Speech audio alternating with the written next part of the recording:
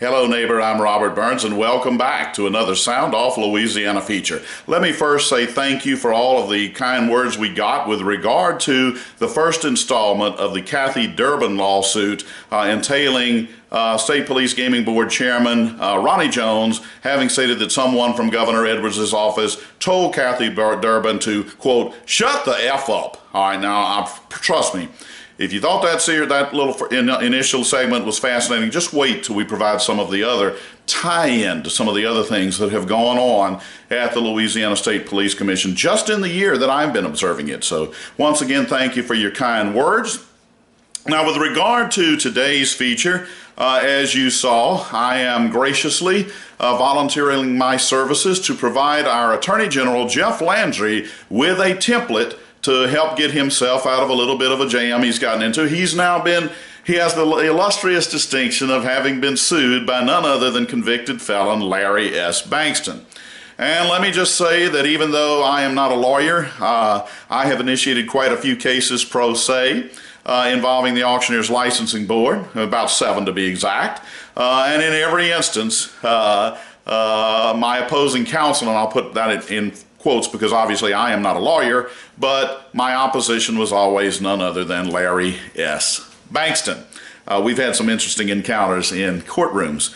But if you were not aware of it, Mr. Bankston has sued Attorney General Jeff Landry for Mr. Landry's failure to renew his contract with the Contractors Board. Now, Mr. Landry had initially, just as part of the transition, pretty much approved everybody's contract as he first took office. But then when that contract came up for renewal at the end of, I don't know, approximately July of last year, let me just say this. I had also started going to contractor board meetings, even created a website. We'll give you a link for it, louisianacontractorsboard.com, because if you think Jeff Landry had concerns about Larry Bankston serving as the attorney over there, you ain't seen nothing to the concerns that I had. But you'll see several videos that are on that website, lacontractorsboard.com. But it quickly became very obvious that this is nothing more than an assembly line. If you didn't have a license, pay your fine. But, you know, I mean, it's just a boilerplate. It really is pretty easy money. But there are some other instances, I'm sure, where things get a little bit more difficult. And that I'm not real comfortable, I can tell you right now, of having Larry Bankston as being the counsel over there to involve himself in those situations.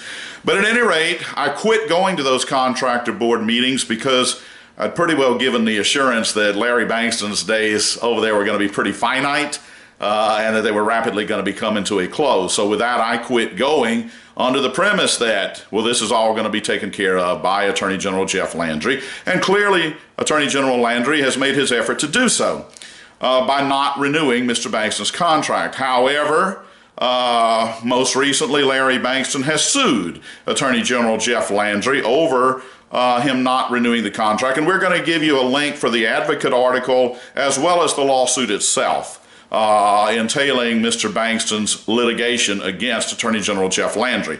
Now, but here's the whole thing. Larry Bankston, who is utilizing Mary Olive Pearson, a long-time Baton Rouge attorney, as his defense counsel in this case, he is seeking to have the court order Mr. Landry to either approve the contract or give him written reasons as to why he's not approving the contract. And let me just say this. He has drawn Judge Fields, which for those of us who would be anti-Bankston is probably definitely not the best judge that could have been drawn here. But it's supposed to be random, and we'll take it at its word that it is random, and Judge Fields drew the case. Several of the lawsuits that I filed, I found myself, as I said, Mr. Bankston being opposing counsel, and I think about 3 of those lawsuits, I too drew Judge Fields. So I've got quite a bit of experience in this forum, and one of the lawsuits, actually it's the only lawsuit I've ever tried in my life, a full-blown lawsuit, a full-blown trial on the merits. It did happen before Judge Fields. But prior to that, we had a preliminary hearing. There was a motion for summary judgment filed by Mr. Bankston, and I too had filed a motion for summary judgment. They were heard separately. But at any rate, on the date that I argued against Mr. Bankston's motion for summary judgment, Judge Fields ruled in my favor. But I think Judge Fields was reluctant. Normally the way it works is the prevailing attorney will be asked to draft the judgment. And so in my case, since I'm pro se, he said the court will draft the judgment. Well, some time went on, and it was becoming very obvious that the court was not going to do anything, okay? And so I drafted a judgment, sent it to Mr. Bankston. He had no objection, and so it was signed.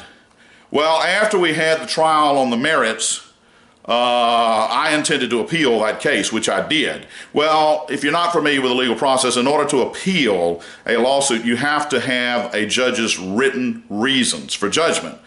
And I had politely requested of Judge Fields that I be given those. Well, you think it was dragging on for him to draft a judgment? It was really dragging on for these written reasons. And so I decided once again that we'll give you a link for the letter. I was flattering, saying, look, I know the court is backed up and all of this, so in the interest of trying to save some time, I have gone ahead and drafted written reasons for judgment. I provided a copy to Mr. Bankston that you're welcome to go ahead and sign.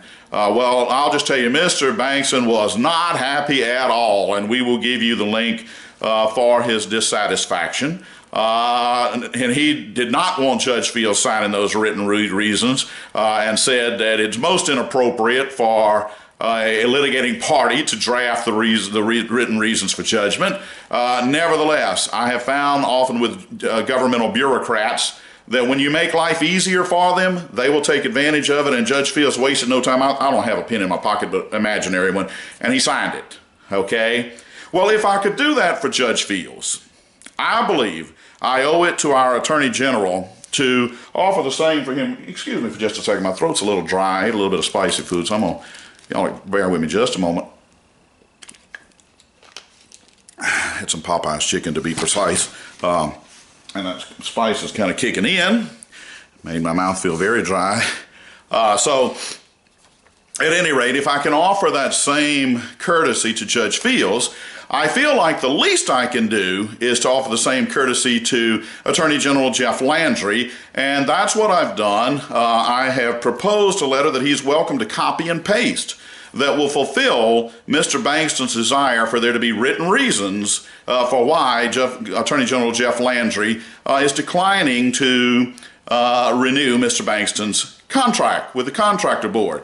And we're going to give you a link for the letter I've drafted. I've made it in such a way that Attorney General Landry, if he's so inclined, can just drag and drop. He may want to massage a little bit of wording, but I'm also going to just read it to you, but we'll give you the link for it. And as you might guess, I've had plenty of correspondence with Mr. Bankston, and so you will see that it's already pre-addressed with the date and everything.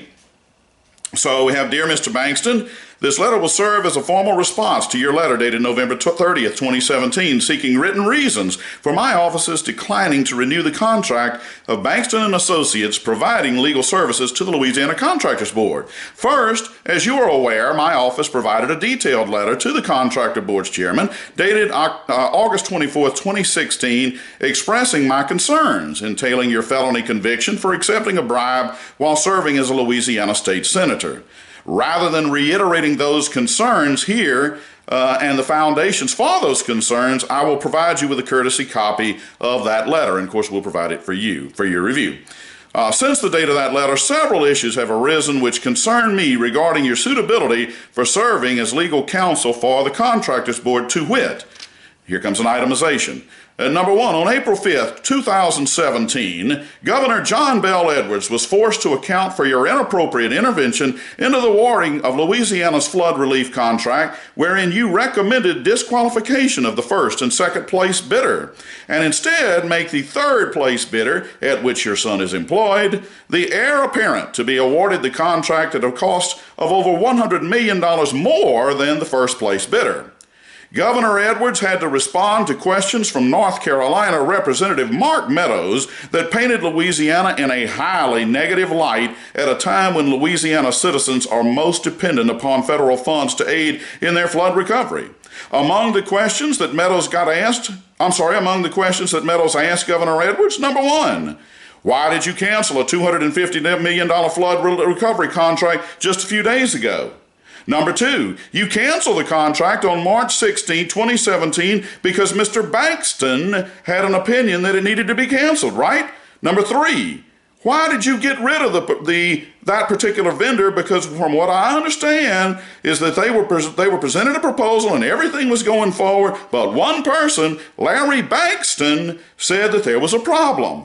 Number 4, does Mr. Bankston's son work for a competing contractor? Mr. Bankston, you may feel free to watch video testimony of Governor Edwards at the following URL, and it gives him the URL for a sound-off feature that we did on that very topic. Next, another bullet item, I am disturbed by certain quotes that you made on FBI wiretaps during their investigation of your activities, to wit, A, on October 31st, 1994, Bankston was quoted as saying, quote, I don't want to be involved with people that effing tape people's telephone calls. The chief is often effing Never Never Land, unquote. B, on December 28, 1994, quote, my wife is about to choke me. The worst part, Fred Goodson, is that my wife is a CPA. There's nothing worse than having a CPA for a wife. Item C, on September 19th, 94, quote, Bankston, quote, I don't want to be your lawyer. You can't get compensated adequately as a lawyer. I can protect you from those guys because of who I am. There are some other people from Louisiana that I will also need to take care of as a result of what the chief tells me to do, unquote. Itemization number D, 9/30/94, Bankston, quote, we'll take care of it and everybody that needs to be taken care of. Now, in response to a gentleman named Miller on the tape who stated, I'm telling you that we're going to do this and we're going to give you 5%, Mr. Bankston, and you're going to make the crooked way straight. To which Mr. Bankston responded, quote, and I can do that. That is why this thing has to be kept very quiet, unquote. Mr. Bankston, in order to refresh your memories of the quotations you made, you can do so at the following link. And once again, we give him the link for another sound-off feature. Itemization number 3. Mere months after you were hired by the Louisiana Auctioneer Licensing Board in March of 2012 and being presented with compelling evidence that its executive director of the board, Miss Sandy Edmonds, had been committing payroll fraud, rather than initiating action to correct the fraud and report any instances to law enforcement, your choice of action was to convene an administrative hearing and attempt to have that board initiate disciplinary action against the license of the auctioneer who reported the payroll fraud, Robert Burns. Well, that would be me, folks. You may view videotape of you conducting this administrative hearing on September 17, 2012 at the following URL.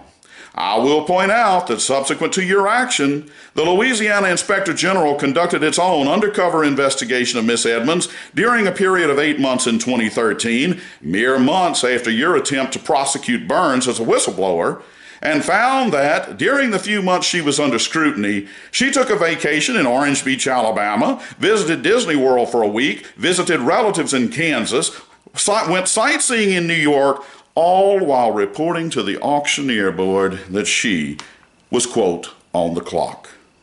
Clearly, your judgment was sorely lacking, and as with the incident of April 5th, 2017, itemized above, this episode represented yet another episode in your long-standing tradition of either engaging in corrupt activities yourself or aiding and abetting and other fraudulent activities of others, in this case, Miss Sandy Edmonds. Now, I realize that your attorney, Miss Mary Olive Pearson, has stated in her lawsuit that I have, quote, abused my power in declining to renew your legal contract.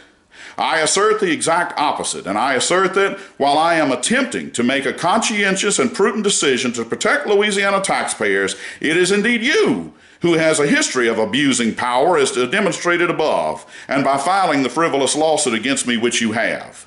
At any rate, the lawsuit seeks written reasons for me not extending your contract, and I trust that you will find that this letter serves to fulfill that request. Sincerely, Louisiana Attorney General Jeff Landry.